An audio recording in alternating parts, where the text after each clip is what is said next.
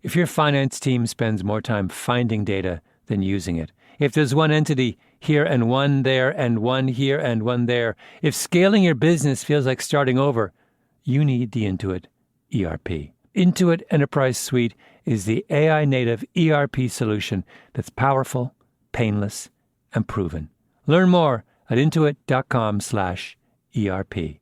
We spend hours deciding what to buy, but there's a split-second decision that can make or break a sale. Do you have the trust to hit buy now?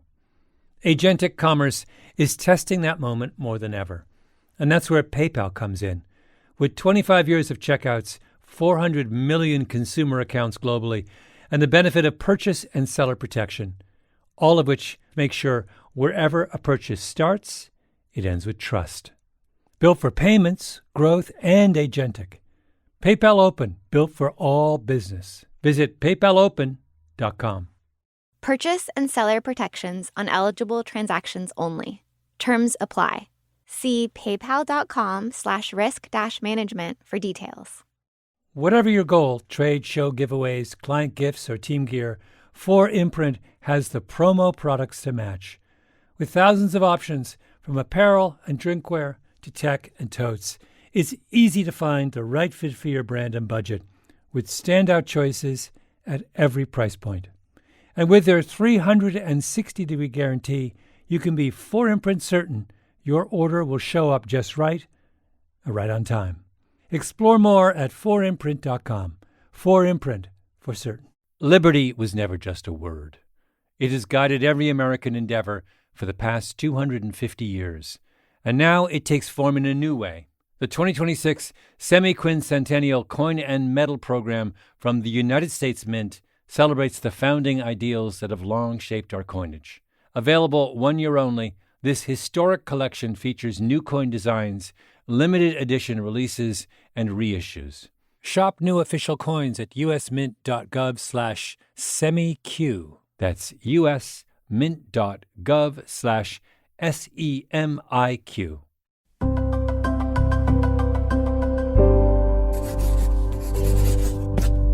Pushkin.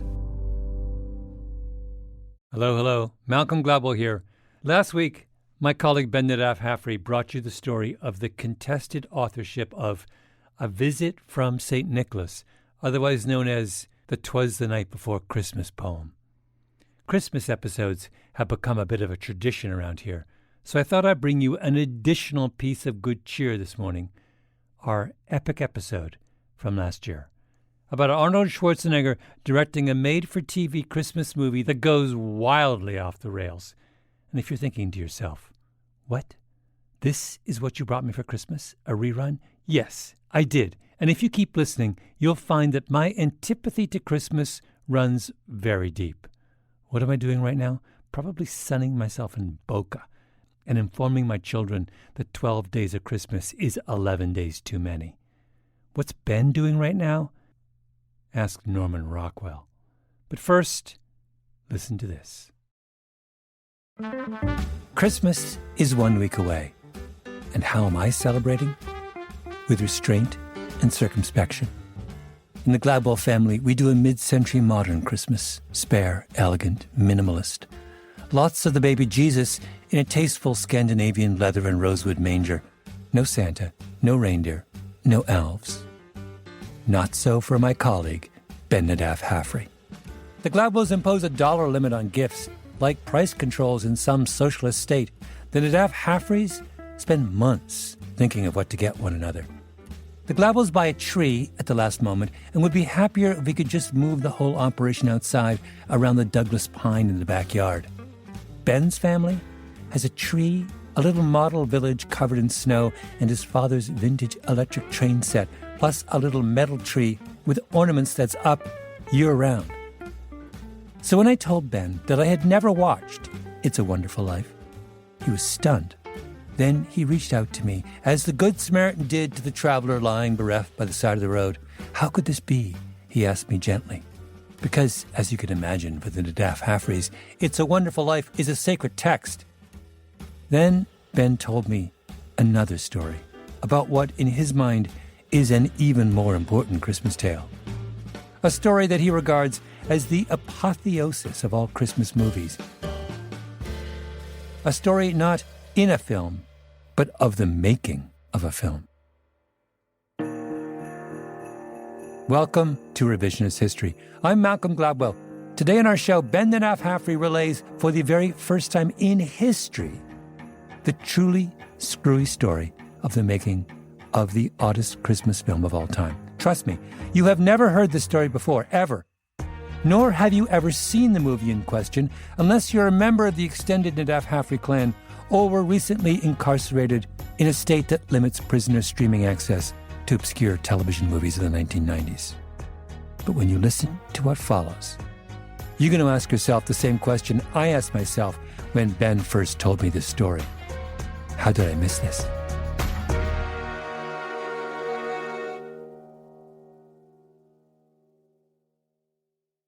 Unlike Malcolm, I am a great lover of Christmas movies. Every year, as soon as Thanksgiving's over, I'm firing up The Bishop's Wife, Miracle on 34th Street, or It's a Wonderful Life. And then there's my favorite Christmas movie, a little less famous. The 1945 romantic comedy, Christmas in Connecticut. I've watched it pretty much every year since I was little. Barbara Stanwyck plays a magazine columnist who's famous for entertaining on her grand Connecticut farm. She's known as a great cook. It's the end of World War II, and her magazine's publisher has an idea for a great feature. She'll host a returning war hero for Christmas on her farm. There's just one problem. It's all a lie. She doesn't live in Connecticut. She lives in a tiny apartment in New York, and she has no clue how to cook. My farm? Oh, yes, my farm. Oh, my farm. And he wants to see you right away to arrange it. Arrange it? Are you crazy? Where am I going to get a farm? I haven't even got a window box. That's just it. We'll have to stall him off. You know what a stickler he is for the truth. If he ever finds out we've been making all this up, he'll fire the both of us. Chaos ensues. It's a classic screwball comedy and a total delight. But the thing I really want to tell you about in this episode is what happened after I discovered, quite by accident, that there was a remake of this favorite Christmas movie of mine. An action-packed, star-studded, joke-filled, really very different version of the original. Made for TV and directed by none other than Arnold Schwarzenegger. A kind of shocking twist, if you ask me. I mean, why would the Terminator take on Christmas in Connecticut? And so I did what any good Christmas fiend would do. I talked to a dozen people about something that happened 30 years ago for way too many hours to get the real story. And I discovered in the process what I've come to regard as the greatest Christmas tale of all time. I've told the story many times. I've never told it on the record. It's a big story, so if you've got the time, I will tell it to you. That's Stan Brooks. In the early 1990s, he was an independent made-for-TV movie producer. So I'm developing movies, and a friend of mine goes and gets the job at TNT. And I make the very first movie for him. TNT launched in 1988, at the start of the cable television revolution. Then as now, cable was expensive, but it was growing. The whole game was trying to raise awareness to get people to sign up. And with channels running 24/7, there was a lot of space to fill, which led to a boom in made-for-TV movies. Stan's first film on TNT was a big success, so he got another bite at the apple. And he calls me, he goes, "What do you want to do next?" So I said, "In a million years, would you ever let me do a remake from the MGM library?" Because that's what Ted owned. And he said, "Yes, just pick one." Christmas movies always do well. And there was one Stan loved, Christmas in Connecticut. And I'd known the Barbara Stanwyck movie. And so I said, well, this could be a good one. It was right as Martha Stewart was exploding. I thought, well, what if this is Martha Stewart? What if she's on TV and has an empire and it's all fake? And so they loved that take. And so off we went to the races. He got a writer to work up the script. In television, it was great because you could get your stuff made. This is Janet Brownell, one of the all-time great bards of TV movies. Writer on Eloise at the Plaza, 12 Dates of Christmas, Days of Our Lives, and the uncredited rewrite of Tim Allen's The Santa Claus. All Brownell. She loved the original Christmas in Connecticut. I mean, it's a charming, and in fairness to me, the original draft was very close. Janet wrote a draft of the script for Stan's remake. And we turned it in, And they go, this is good. This is good. We need a Christmas movie. So now I have a nice little Christmas programmer and nothing more. It's the middle of 1991. In Hollywood, Janet and Stan's low-budget television movie remake isn't really the sort of thing to get people talking, but they're making progress. He's got the old-school movie star Diane Cannon cast in the lead as the Martha Stewart character, and an offer out to a director. And then one day, his phone rings.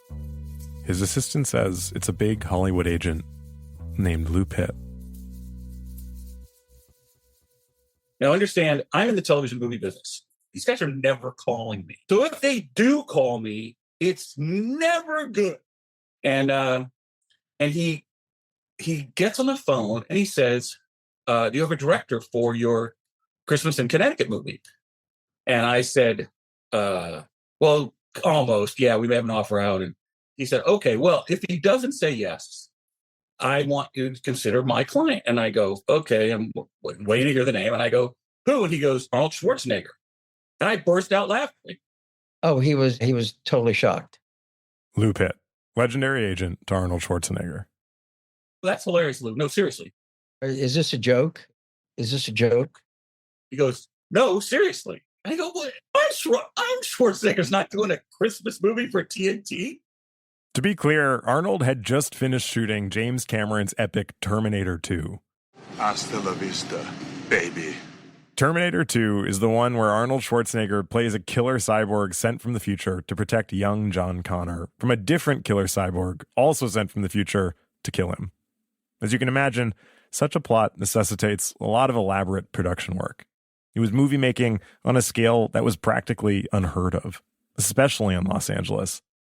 The production actually changed the course of a river to shoot high-speed chases in the extensive flood-controlled channels of Los Angeles.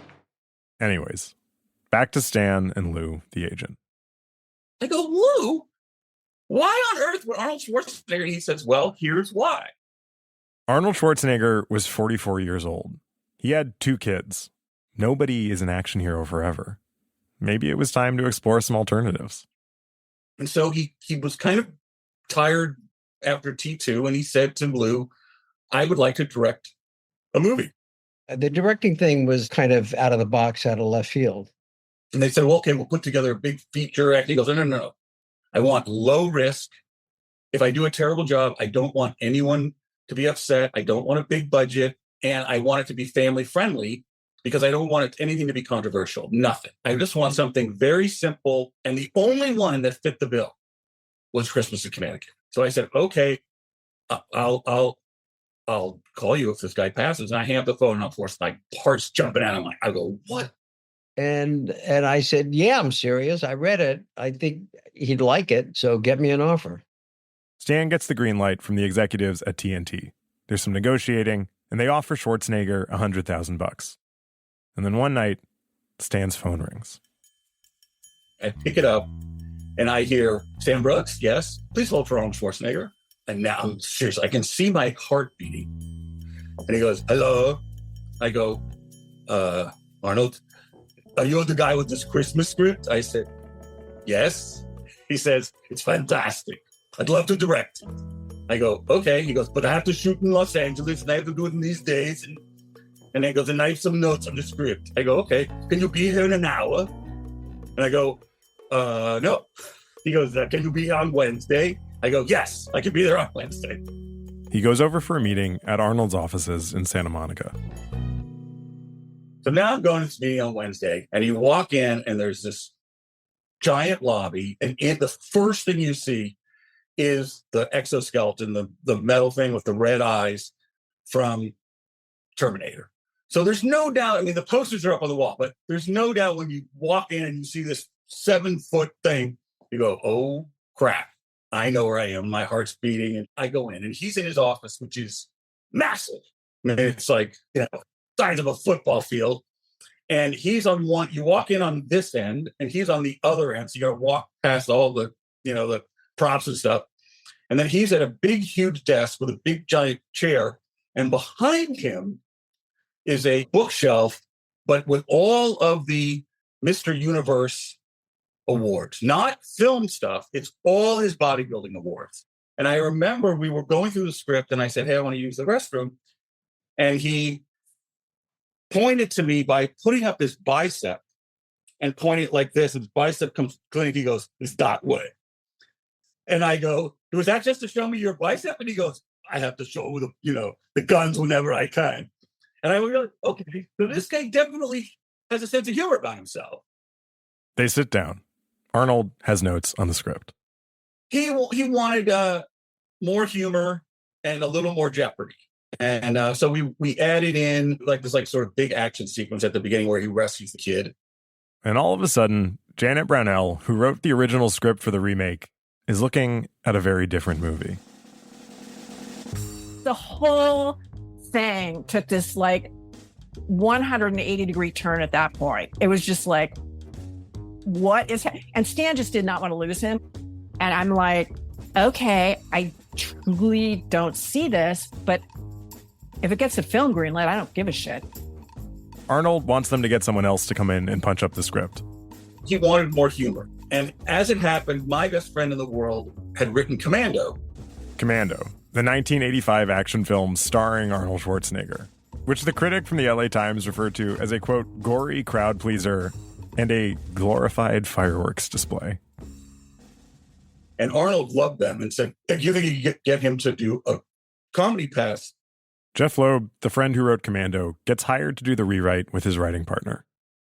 We walk in, he's sitting on a white couch that is literally the length of the biggest limousine you've ever seen in your life. And he has his feet up on this white porcelain marble table. He's got a big cigar in his mouth and scripts all around him. And he doesn't say hello. He doesn't introduce himself. He doesn't do anything. The first thing out of his mouth is, so what have you guys been doing since Commando? Clearly not going to the gym. I just have to say, everyone in this episode is going to do their own Schwarzenegger impression, which is good because even though we couldn't land an interview with him, I feel like he's here with us in spirit. Anyway, they settle in and start rewriting the film Commando style. So that's where things kind of went off the rails for me personally, because it's like, okay, this is becoming a completely different thing. It just Schwarzeneggerized into this thing that was bigger than life. I mean, she just did an amazing job. We didn't make any real big structural changes. That's all hers. But a dialogue pass and go through it and try to find more of Arnold's vision. They start burning through the script. A big job for any director is giving notes on the rewrites. Schwarzenegger was calling in help from his director friends, including legendary comedy director Ivan Reitman, the guy who did Ghostbusters. Everyone was working to realize Arnold's vision. Now, you have to understand that on Commando, he would do this all the time. He would go, I have a great idea. Listen, this is what I want to do. When the guy comes at me, I want to throw a buzzsaw at him and it chops off his arm. And then I'm going to pick up his arm and punch him in his face with his own arm. And we would go, well, we like the buzzsaw part. Can we just do the buzzsaw part? So, our job is not to go, and maybe that's not going to work. Our job is to make it work. And it doesn't help that the next day he would say, okay, we're doing really well. We're really getting there. It's really coming to where I want it to be. So I gave it to Steven. And Steven talked to me last night. And he says, I have to really be careful about it. And this is what I want you to do. And again, I'm like, is Steven the guy at the gym? Is Steven... Who is Steven? And then suddenly as you go, as he starts to sort of talk more, you go, he's talking about Steven Spielberg. This was beginning to look like a train nobody would step in front of. Back at TNT, the executives had a dim sense of what was going on. It's not how it's done now. Laurie Posemantier, one of the TNT executives. Whether you're famous or not as a director, that doesn't happen, to let somebody go and change things as much as we're changed. Meanwhile, they've cast the rest of the film. Joining Diane Cannon would be Hollywood screwball legend Tony Curtis, probably best known for playing opposite Marilyn Monroe in Some Like It Hot. Along with him would be ex-country music star Chris Christopherson. Here's TNT's senior vice president of production at the time, Nick Lombardo. Even when they cast it, I thought, well, that is the weirdest cast I've ever heard of. I mean, the idea that these people fit together made no sense at all. I mean, Diane Cannon and Chris Christopherson in the same frame. It makes A Star is Born when he's holding Barbara Streisand look organic. So armed with one of the all-time weirdest, most stacked casts in the history of film, a comparatively small budget of $3 million, a slot on an upstart cable network, and a script based on a 1940s screwball comedy that's been punched up by two of the writers behind a big 80s blockbuster. An Austrian former bodybuilder, fresh off his repeat performance as a time-traveling cyborg, prepared to direct his first Christmas film. You don't, as a TV movie producer, ever get near anything this hot, ever. You just don't. I mean, we're all a little nervous about the whole thing, you know, because it's like you're playing with matches and, you know, oh, yeah, let Arnold direct this. You know, it's like, for us, $3 million was a lot of money. I don't know. I don't know. Whatever. It was like, oh my God. He wanted to prove that he could be a director. And everyone was about to find out whether or not he could.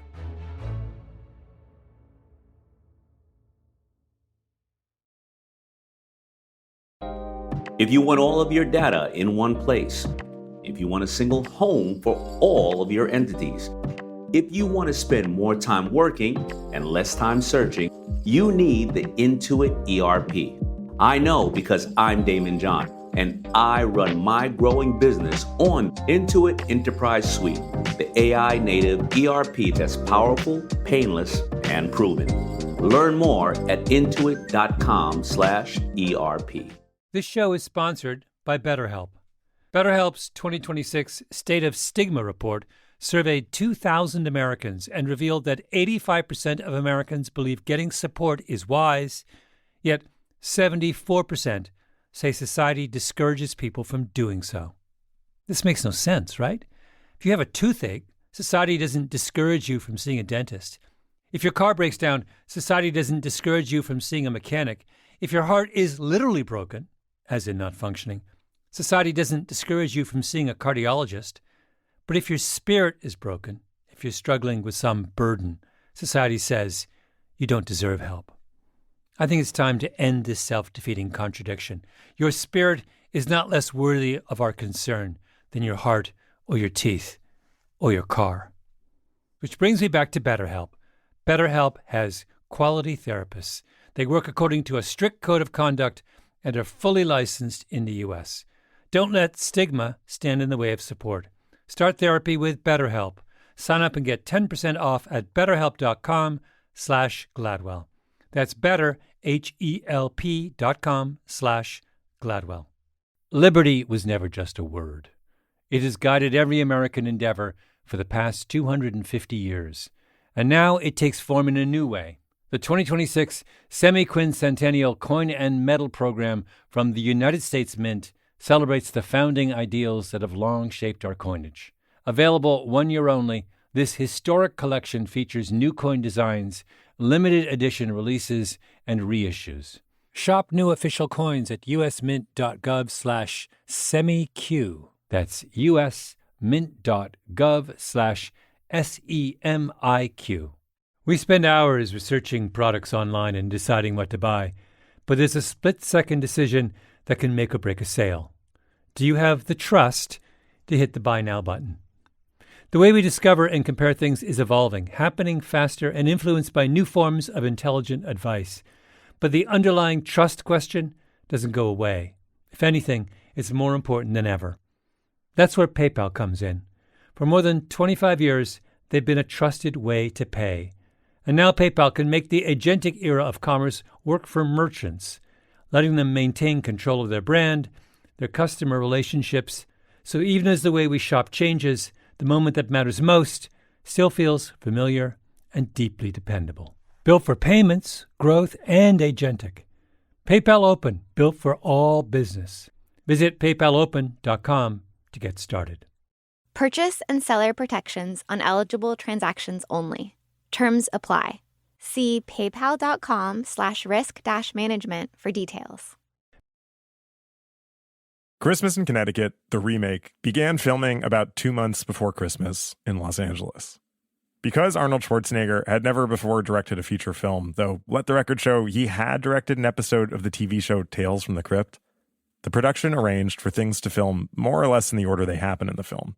There's a lot less to keep track of continuity-wise that way.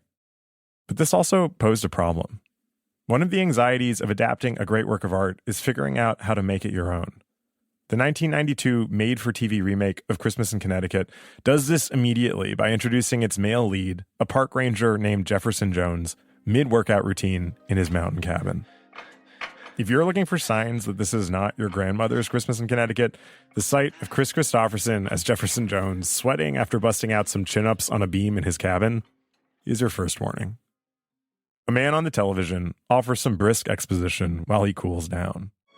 In the last hour, experts predict this should be the biggest storm to hit the Rockies in the last decade. More than 4 feet of snow is anticipated to blanket the area in the next 48 hours. The phone rings. Another ranger is calling to tell Jones a kid has gotten lost in the blizzard. He has to go out and find him. This is the fabled action sequence Schwarzenegger had requested. They shot the blizzard on a soundstage. It's the moment Jefferson Jones becomes a hero, which is why he gets invited to be a guest of Elizabeth Blaine's for her Christmas special in Connecticut. It's got to look epic. It's got to have that Arnold Schwarzenegger feeling. Unfortunately, Terminator, this is not. Here's Jim Wilberger, director of production. There's a scene where Christopherson, suddenly has rescued the kid, and you see him roll down this little hill of snow, which was shot on stage. And trying to make more of it because there wasn't that much set for that little hill. And, and then suddenly you see all the people rush in to rescue. This was just not good blocking. and that's just an experience. Schwarzenegger wanted Jeopardy, but this kind of looks like a snowball fight gone awry. Jones stumbles over a very small hill holding a child that looks like it might be a mannequin. He's groaning and yelling, but his lips aren't moving. So, tough start. Luckily, though, a lot of the film is set inside Elizabeth Blaine's fake Connecticut house, where she's shooting a Christmas special in celebration of Jones. The bulk of production happened there, so the whole crew set up at a house in South Pasadena for the real work. This introduced Arnold to the second problem of directing: actor ego management and the issue of his trailer. Arnold's trailer was like a house on wheels. It was literally like you'd look at it from the outside and you'd say, wow, that's got all kinds of pop outs and the roof went up and everything. But when you got inside, it was literally like you had just walked into like the Greystone Mansion. It's probably almost 3 times as wide as a normal trailer. And it was the length that became the issue. Diane comes in and she says, "Why is Arnold's trailer bigger than my trailer? Nobody's supposed to have a bigger trailer than me." Diane Cannon was the star of the film, but she was maybe realizing that this production was all about the director. Schwarzenegger, though, was dealing with other problems. Namely, he had chosen one of the hardest genres for his first major directing foray. Screwball comedy is like dancing on the head of a pin. It thrives on chaos, but it has to be a kind of controlled chaos. With his big personality cast, low budget, short timeline, and hastily rewritten script, Schwarzenegger had an excess of chaos and a minimum of control. You have one somewhat disgruntled actress portraying fake Martha Stewart, and another who's a macho park ranger, but who for no apparent reason relays this backstory partway through the movie. Actually, before I moved to Colorado, I lived in Chicago. I grew up there. Taught comparative literature at the university for 10 years. Really? I got offered tenure and head of the department, and it's what I thought I wanted. But I meant being caged in by concrete and crowds for the rest of my life. This is, I'm pretty sure, the only time in the entire film Jefferson Jones is passed as chair of the University of Chicago's comparative literature department is mentioned. And I love Chris Christopherson, but most of the rest of his performance veers between stiff and oddly sexually charged. When he starts smearing the pine sap on her neck. Yeah, it's just kind of transcendently weird. Yeah, well, not to mention his 2 times he's like staring at her butt, up close. There's an extensive shot of that. But you can't buy that at Bloomingdale's. You're right. So you've got two characters who really just barely hang together. And then you have to direct them in tightly choreographed, zany sequences that have got to feel plausible, yet also hilarious. For instance, the scene with the baby. Remember, in Christmas in Connecticut, Elizabeth is a total fraud. She doesn't know how to cook. It's not even her house in Connecticut. And she's got this fake staged family with her, including a fake baby. She had to keep up appearances for the sake of her column. In the original film, there's a lovely scene where she and Jefferson Jones give her fake baby a bath. She, a supposed domestic goddess, is meant to bathe her child, which she suspiciously has no clue how to do. He steps in and does it for her like a total pro. It's part of why she falls in love with him. And because it's so well executed in the original film, we believe they're falling in love in this totally implausible moment. Soap? Soap, there. Oh. Oh, Roberto, she's eating the soap. What'll I do? What hurt her? They all do it. Oh, really? Oh, you'd make a wonderful father, Mr. Jones. You're not married yourself by any chance, are you? No. Cards are stacked against me, I guess. Every time I meet a girl I like, it turns out she's already married. Oh, that's too bad. Now, this also happens in the Arnold Schwarzenegger version. Maybe we should finish up for her. Finish up what?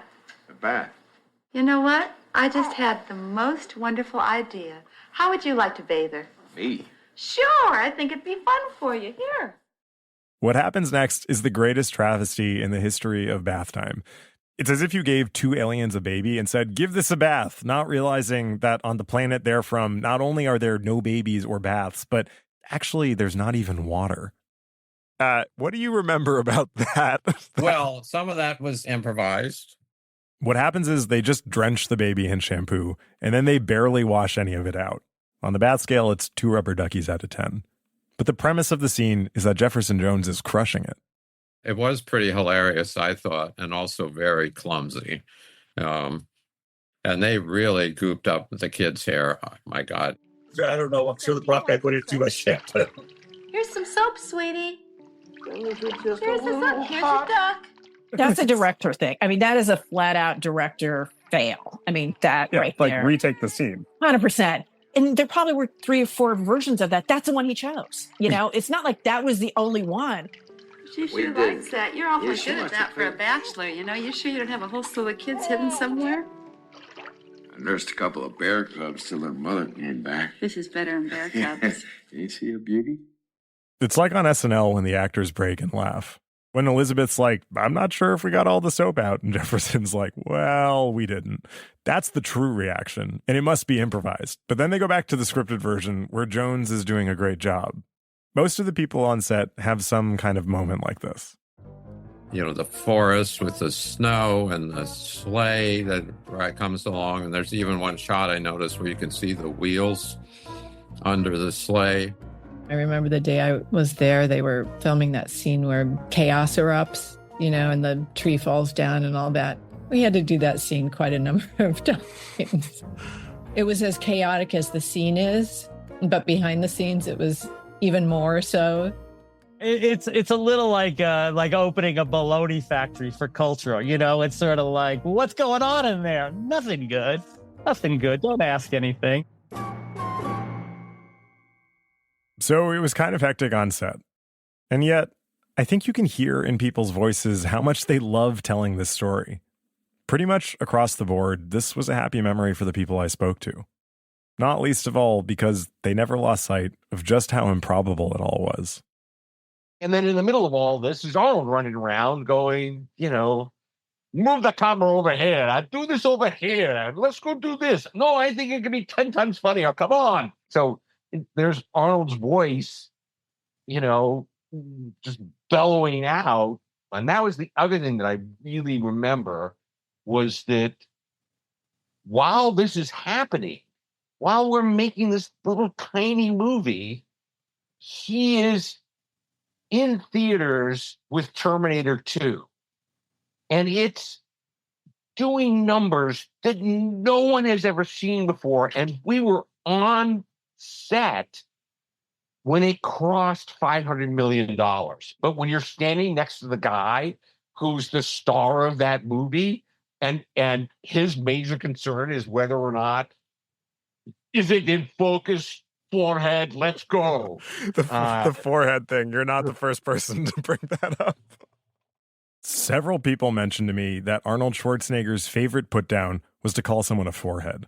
This actually made it into the movie when Elizabeth Blaine and Jefferson Jones get pulled over by the cops mid-sleigh ride. The one where you can see the wheels. This happens. Put your hands where I can see them. You're both under arrest. Oh, come on. Come on, you foreheads. Get them up. You what? This is actually a big part of why I love this movie. It has a kind of free jazz improvisatory quality to it. It's oddly self-referential and also very sweet. It's like how you can hear in someone's voice when they're smiling. That's how this movie feels. Because even at the risk of himself being labeled a forehead who couldn't direct the movie, Arnold Schwarzenegger was showing up every day and putting in his all. For the film buffs in the crew, it was a dream come true just to work with him, or with a legend like Tony Curtis. You know, it was a trip to Oz that I knew was short-lived, but it was something I was going to, take in and enjoy as much as possible. After 20 days of shooting, the film wrapped. They had a party at Arnold Schwarzenegger's restaurant. It was around Christmas time, and they all got sweatshirts with the name of the film on the front. And on the back was a picture of Arnold with a Santa hat on, wearing sunglasses, and saying something about, I can't remember the full thing, but he used the word, you forehead. Later, Jim was kind enough to send me a photo of the sweatshirt. It said on the back, "More snow, you forehead." There's my Schwarzenegger impression. With the film in the can, post-production and premiere has loomed. That's after the break.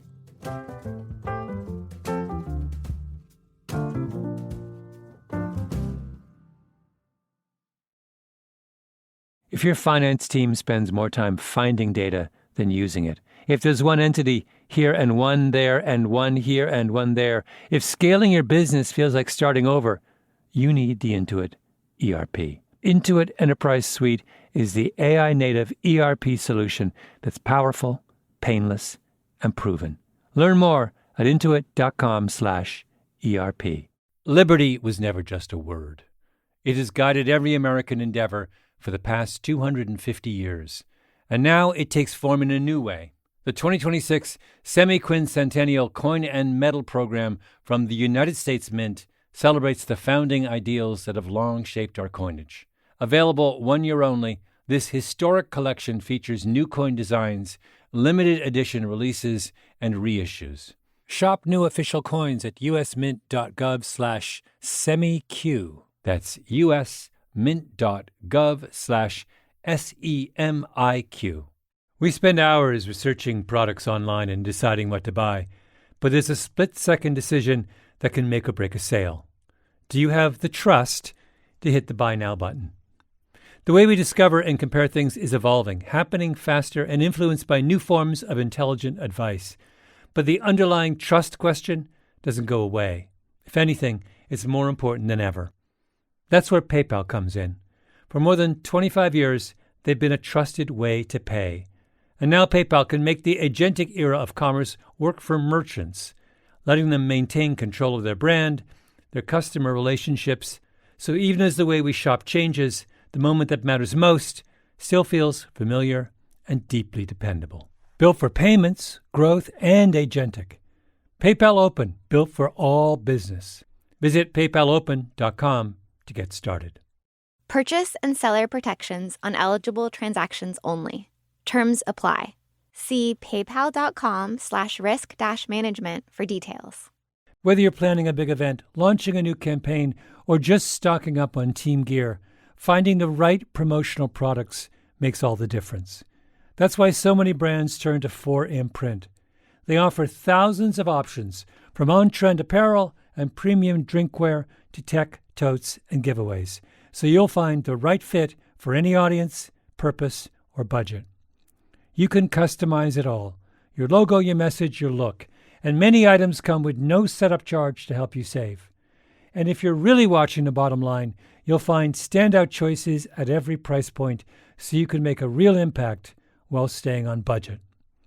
Plus, you'll get expert help, fast turnaround times, and their 360-degree guarantee, so you can be 4imprint certain your order will arrive on time and look exactly right.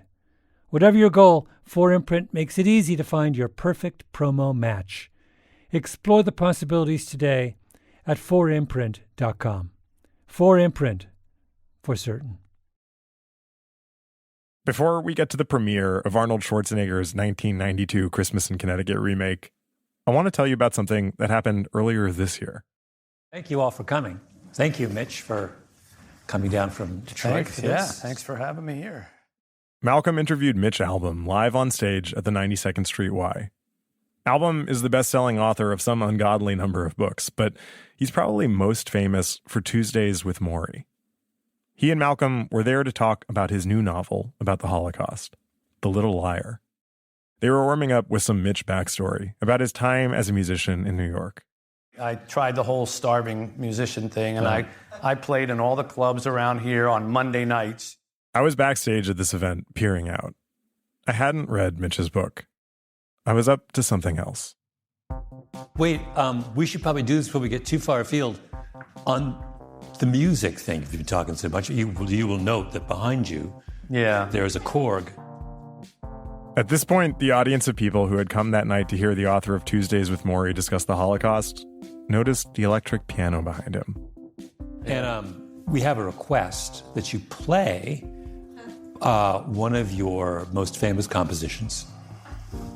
What's You know what I'm talking about. I'm talking about Cooking for Two from the legendary Arnold Schwarzenegger 1992 made-for-TV movie Christmas in Connecticut. Yeah. Can you see the recognition in the crowd? Yes, it was my keyboard, and yes, I had planted it there.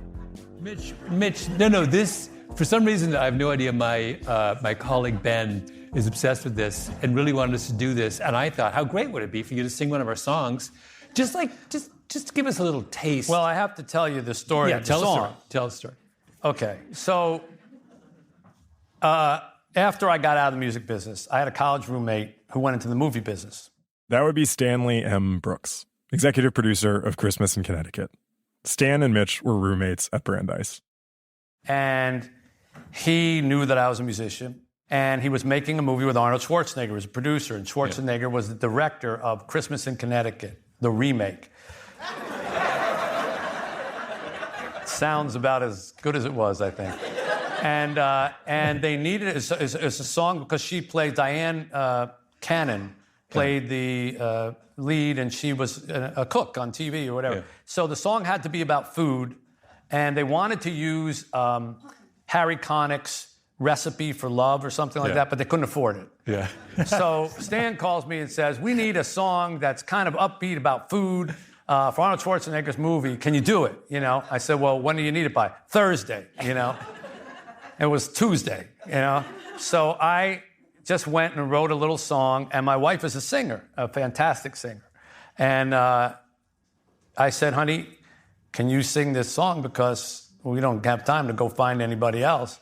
And he listened to it and he said, I like the one with the girl. And that's how the song was chosen. Yeah. I want you to play it. I really think you should. So it went, now remember, it had to be about food. So it went,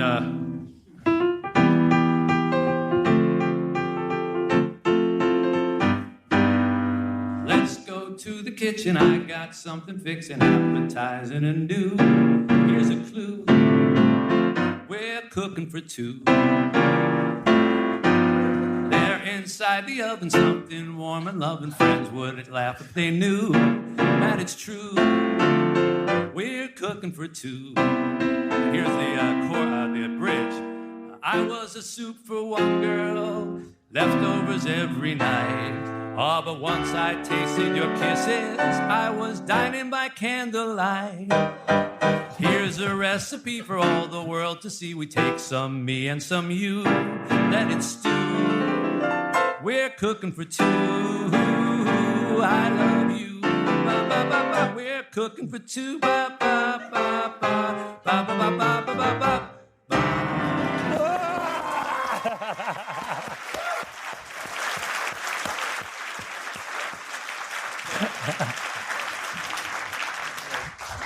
That definitely ranks amongst one of the most embarrassing things I've ever. They planned to play it over the credits. With the Mitch album closing track in hand, Christmas in Connecticut was almost ready to debut. Most made-for-TV movies you just put out on television, but not this one. First of all, TV movies don't have screenings. If we have a screening, it's like 10 people and, you rent a screening room somewhere. Like, this was the big theater at the DGA, which holds, 1,000 people, massive screen. And there's a huge red carpet and a press line. We had 2 theaters going, and they were filled. When I tell you that there's never been a television movie before or since that had a press line, and he's walking down, working the press, and the TNT publicity president, this is Stan Brooks, executive producer. Arnold! According to Stan, Ivan Reitman and James Cameron were there, along with a whole slew of Hollywood royalty. The screening was in LA. It was a media sensation. Watch out, Hollywood. There's a new director in town, and he's used to making a big impact. That is, in front of the camera. When you act and you see such talented directors as I've worked with, it inspires you. Janet Brownell, the screenwriter, was not having such a good night. I remember sitting at the screening with my agent, and I was like crying. I was like, oh my God. Why were you crying? Because it's like, it's so bad and my name is on this. My agent was very fast to get me a drink at that point. I just remember outside, there was kind of a Christmas themed sort of party and just like, I need to get out of here. But there was no putting the genie back in the bottle. TNT was running promos nonstop. I love romantic comedies, so I made one myself. Christmas in Connecticut. It's a romantic comedy. With all the trimmings. What in the world could possibly go wrong? Christmas in Connecticut, directed by Arnold Schwarzenegger. You have a problem with that? A TNT exclusive premiere, Monday, April 13th. I don't know if you caught that, but the film came out in April, 1 week before Easter. As one review put it, quote, "Don't ask me why a Christmas movie is premiering in April." As his then wife, Maria Shriver, reflected, he just does. He's a big one on don't think about it or talk about it. Do it. And then he goes, I think we want to screen it again. That was too much fun. I go, okay. I go, I'll see if I can organize. He goes, no, I want to screen it in Washington with my friend Jack Valenti. So now we all fly to Washington. And it was a who's who of Washington. And it was senators and members of the cabinet. It was a seated dinner. And I remember my wife and I sit down. We've been working the room, so we sit last at our table. And the guy next to me has got like a dress uniform on. And I say, hey, Stan Brooks, I'm the producer. And he goes, hey, Oliver North. Oliver North of Iran-Contra fame. The film was a big hit in the Beltway. Suffice it to say, this made-for-television Christmas movie had an unusually big reception, but it also didn't really do much to establish Arnold Schwarzenegger as a director. The reviews were mixed. Well, I'm looking on IMDb right now. It's like the rating is 4.8 out of 10. And they're not far off. Nobody had any, oh my God, we're making It's a Wonderful Life. I realize I've had a lot of fun with this movie. And gun to my head, do I think it's good? No. But do I love it? Obviously, yes. Because it's so totally weird and overcommitted to its bit that it has a kind of joyfulness to it that honestly gets me in the Christmas spirit. And at its core, like the best Christmas films, the story behind the movie is a story of love and friendship between Arnold Schwarzenegger and Stan Brooks. Two men brought together by a love of making movies. After the film, Stan and Arnold stayed in touch. Stan even moved into Arnold Schwarzenegger's office building. Their kids played football together. And even though they never made another movie together, their collaboration had one more act. Almost 10 years to the day from when Christmas in Connecticut began shooting, Arnold Schwarzenegger became the governor of California. At the time, there was a lot of hand-wringing over an issue called runaway production. Lots of states had started offering tax breaks to lure films into shooting somewhere other than California. It had become a real problem for Hollywood as an industry town. And this was one of the crises Schwarzenegger would have to face in his new role as governor. Now, the way people talked about his becoming governor was the same way they talked about his becoming a director. So it only makes sense that he wanted Stan Brooks in his administration. So when he became governor, he was in about a year, and he called me and he said, how would you like to be on the film commission? And I said, well, that's a dumb idea. He goes, why? I said, well, because I don't shoot movies in California. I said, I'm like the worst person you could put on the film commission because I take my movies out of state. And he goes, no, that's why we want you, because we want to try and pass the tax credit. Stan joined the California Film Commission, and over the next few years, he was a key part of the lobbying efforts to pass the tax credits that would make it easier to film in California. It was a hard fight. And so I ended up making a short documentary film where we interviewed some of the families that left on why. And that ended up being more powerful than any speech we could make in their office. The first tax credits passed in 2009. They've been renewed ever since. So back to our original question. Why did Arnold Schwarzenegger direct this bizarre one-off Christmas film? I found my answer in a story Stan told me. He says to me one night, we finished around 7 or 8, and he goes, what are you doing? And I said, I'm going home. He goes, Maria's making dinner. You want to come to the house? So, oh, yeah. So we both jump in our cars and we drive to Pacific Palisades. And at that dinner, I remember Arnold turned to me and he says, you're very talented. I don't understand why you don't do big features. And I said, to be honest, I didn't get in the business to make big, famous movies. I got in the business to make movies. And I get to make 2 or 3 a year. If I'm in the feature business, I'm lucky if I make one every other year, every 3 years. I go, I'm happy with my life. He goes, well, that's fantastic.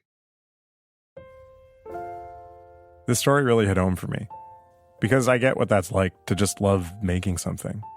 Even a kind of improbably dense story about the making of the remake of a Christmas movie. It's like Stan said, if you love making movies, or anything, it's just a gift to get to make more, even if they're maybe not the best. Especially if it's clear how much fun you had making whatever it is you're making. So, to close, let me just share one quote from the very last page of Charles Dickens's A Christmas Carol. A passage about Scrooge after he's seen the light. Quote, some people laughed to see the alteration in him, but he let them laugh, and little heeded them. For he was wise enough to know that nothing ever happened on this globe for good at which some people did not have their fill of laughter in the outset. His own heart laughed, and that was quite enough for him. Maybe Stan and Arnold didn't make It's a Wonderful Life, but it seems to me like their own hearts were laughing. So from all of us here at Revisionist History, happy holidays, you foreheads. See you in the new year.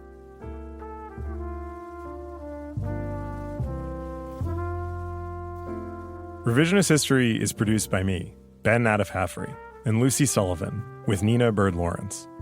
Our editor is Karen Shakurji. Fact-checking on this episode by Sam Russick, a resident Schwarzenegger fan. Original scoring by Luis Guerra. Mastering by Jake Gorski. Our executive producer is Jacob Smith. Special thanks to Sarah Nix, David Arnott, Linda Berman, Iris Grossman, and Scott Sassa. I'm Ben Nadif-Haffrey.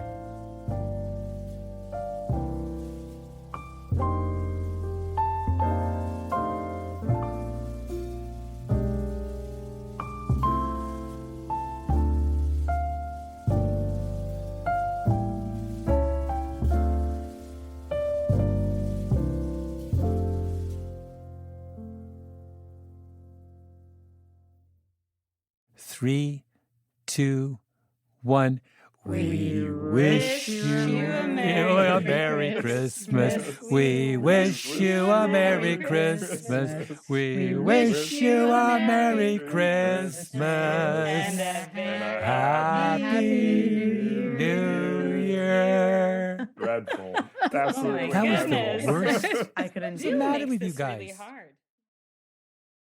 If your finance team spends more time finding data than using it, if there's one entity here and one there and one here and one there, if scaling your business feels like starting over, you need the Intuit ERP. Intuit Enterprise Suite is the AI-native ERP solution that's powerful, painless, and proven.